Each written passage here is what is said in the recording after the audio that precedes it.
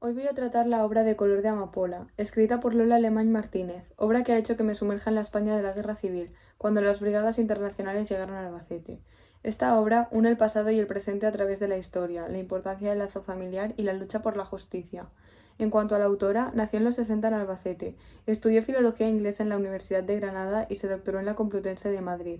Además de esto, ha ejercido como docente en varios centros de secundaria, universidades y escuelas de idiomas, pero sin embargo la escritura siempre ha ocupado un lugar importante en su vida. Cabe mencionar que la reciente obra aún no ha recibido más crítica que la de ciertos lectores y lectoras que han dejado su breve opinión personal en páginas web de compra de libros online, y que de momento tampoco ha sido adaptada al cine, teatro o cómic.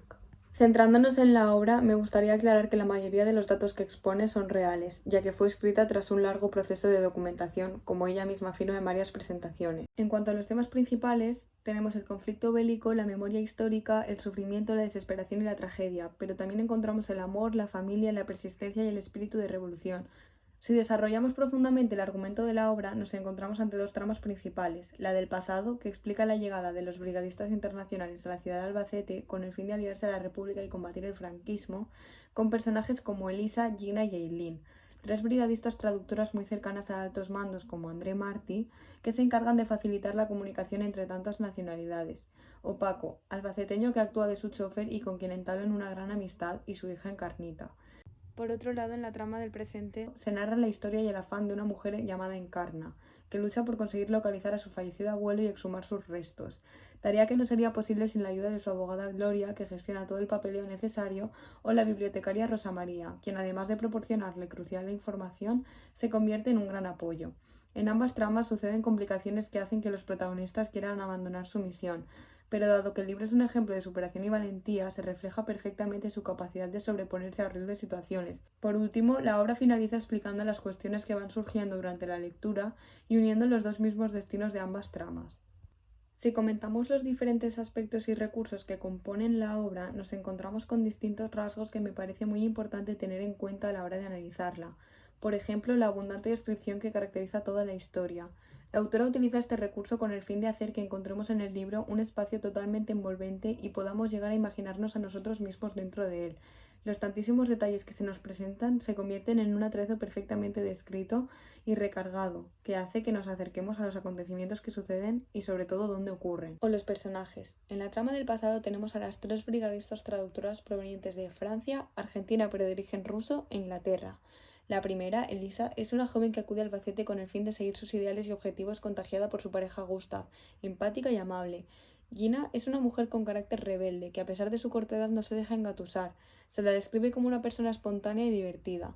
Por último encontramos a Eileen, la más mayor de todas, con un espíritu revolucionario muy elevado, una mujer elegante y sofisticada que además actúa en parte como hermana mayor de las dos, y que durante la mayor parte de la guerra civil se queda en la casa de una familia albaceteña muy relevante en la historia. Paco ejerce como chofer del comandante André Martí, narcisista e indeseable dirigente al que sirven las intérpretes.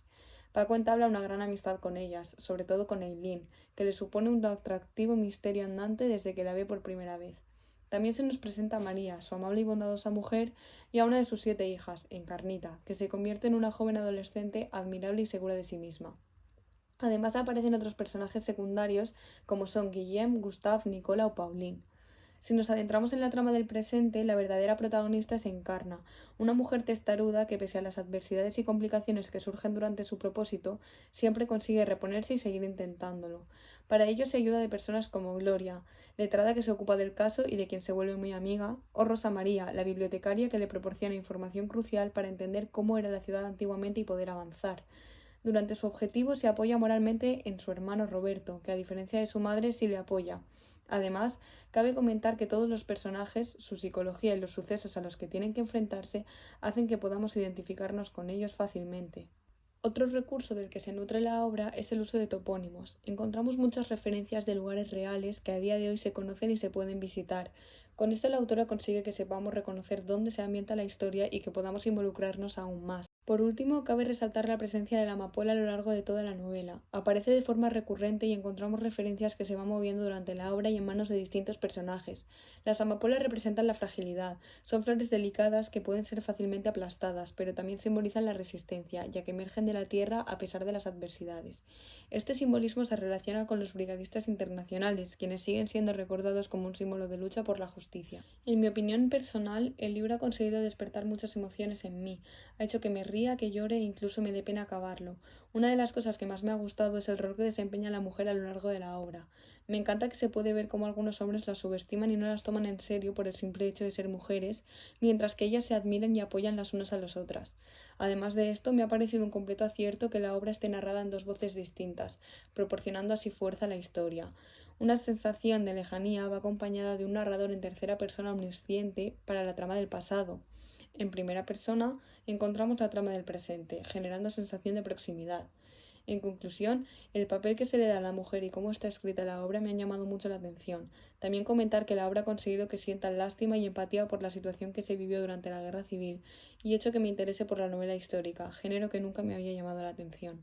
Para despedir el vídeo me gustaría comentar un fragmento del libro, uno que sucede en la trama del presente, cuando Encarna, acompañada por su hermano Roberto, acude al cementerio por un acto de conmemoración de la República y recuerda por fin el terrible accidente que sufrió y paralizó sus planes durante un tiempo. En el momento en el que lo leí, supe que ese iba a ser el que comentaría.